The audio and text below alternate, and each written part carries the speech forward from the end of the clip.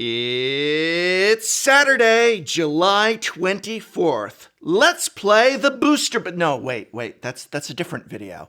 I'm actually filming that video today as well, because the booster box game is something that I begin within 24 hours of a new set's release. And our newest set, Magic the Gathering Adventures in the Forgotten Realms, a Dungeons & Dragons MTG set, trademark, just released, and I realized, oh no, I better start my predictions for the fall set before preview for that set inevitably begins. I didn't even get to make a prediction video for the Dungeons & Dragons Magic set because previews began erupting all over the place so soon after Modern Horizons 2 that it was simply pointless for me to do so.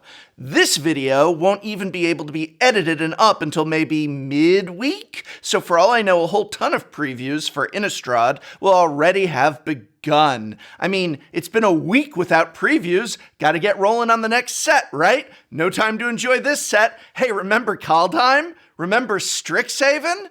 No? Neither do I! I mean, previews seem to have unintentionally started with the possible oopsie of registered trademarks being discovered for Return to Dominaria and Kamigawa Neon Destiny, totally called Cyberpunk Kamigawa, by the way, and perhaps have even started for Innistrad with the leaked but not really leaked accidental preview of an Innistrad Legendary that was included in someone's D&D Commander Precon.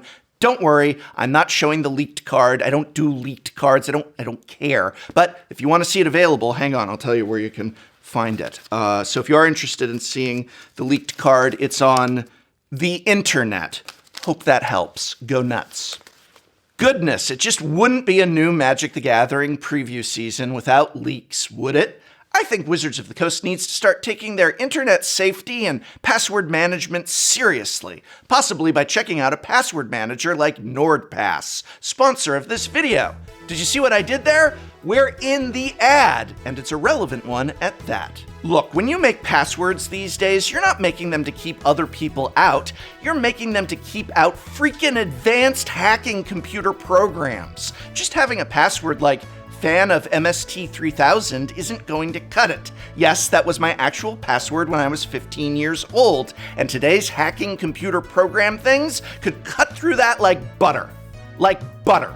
That's where NordPass comes in. With NordPass, I can generate secure passwords, and remember, the more complex the password, the safer your account is. But I can't remember something like that. I have the memory of a goldfish. Well, you know what? I don't have to, because in addition to generating these safe and secure passwords, with NordPass, I never have to remember them again, as it'll autofill with a click, share my passwords safely across all my devices, and even alert me to old passwords that maybe need to be updated and other security risks. Real talk, NordPass is what I actually use to keep my accounts safe. NordPass not only lets me use those crazy long complex passwords, but it helps me change and update them regularly with ease, ensuring that each and every service has its own unique password so that if one is compromised, the others are not. And that's legitimately important. And now for a limited time, go to nordpass.com/Tolarian Community and use code Tolarian Community to get 50% off a 2-year NordPass premium plan.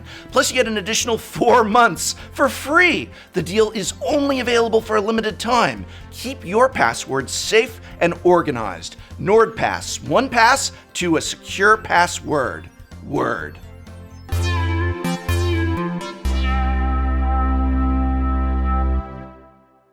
All right, prediction number 1. My first prediction has to do with the 2 commander decks that are going alongside our return to Innistrad. Since the set itself seems to be offered as 2 versions of a set, what's up with that? More on that in a bit.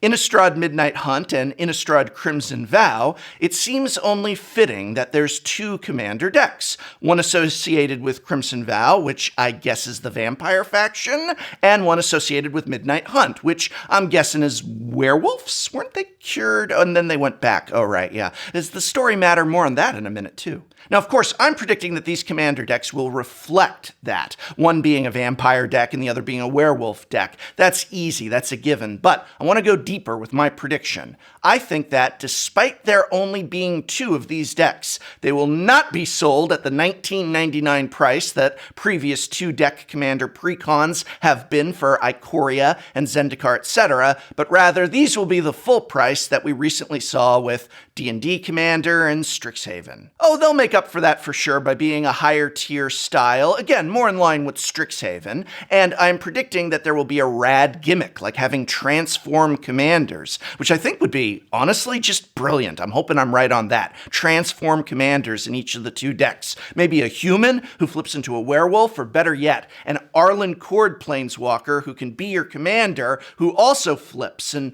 probably the vampire one will be helmed by Olivia Voldaren, flipping out in some way. I mean, more so than normal. Let's be honest, why would anyone want to limit themselves to red-black vampires when they could play red-black-white? I mean, it's a no-brainer. My next prediction is about the return of some of Innistrad's most famous and iconic cards. And no, I don't mean Tree of Redemption. I mean the ones that people actually care about. Snapcaster Mage, Liliana of the Veil, Delver of Secrets, Murder of Crows. No, not Murder of Crows. Who even remembers that? I mean Huntmaster of the Fells. But I don't think that these cards will be in Standard, much too powerful. And I don't think they'll be like masterpieces in the $4 boosters either, even though that makes so much sense. Rather, I think they'll do for Snappy and Lily what they did for Fetch Lands with Zendikar. Maybe putting a non-foil one in as a box topper, but definitely offering these cards in collector's boosters with full art and special treatments. Now, as you know, I don't like collector's boosters, even though I acknowledge that they help keep the price of Standard down. However, if we're talking about these special treatment cards being in collector boosters, looking back at what they did for Fetch Lands and Zendikar, and having those in the Zendikar collector's boosters, well, prices didn't really come down on Fetch Lands until they were reprinted in Modern Horizons 2. Did you get your playsets? So if this is what happens, I don't expect Lilianas and Snapcasters and Cavern of Souls to really go down in price that much as a result. So this prediction is, again, not so much something I am hoping for, but rather something I expect them to do. What I would hope for would be for them to take all of those cool cards, keep all of their original artwork, and offer them in the old border in $4 booster packs, maybe at the rate of 1 to 2 per box. But hey, why give it away when you can just stick it in the most expensive booster pack you offer? Moving on to prediction number 3, I predict we will learn how Sorin got out of the rock. That's it. That's the prediction. When we were last on Innistrad, Nahiri defeated Sorin in battle by encasing him in a rock that he could not planeswalk out of. He screamed and cursed and declared that he could not escape. And then, when we saw him next, he wasn't in the rock. How'd he get out of the rock? Come on! Either Wizards of the Coast tells us how Sorin got out of the rock, or Magic's story is dead forever. And this time, I mean it.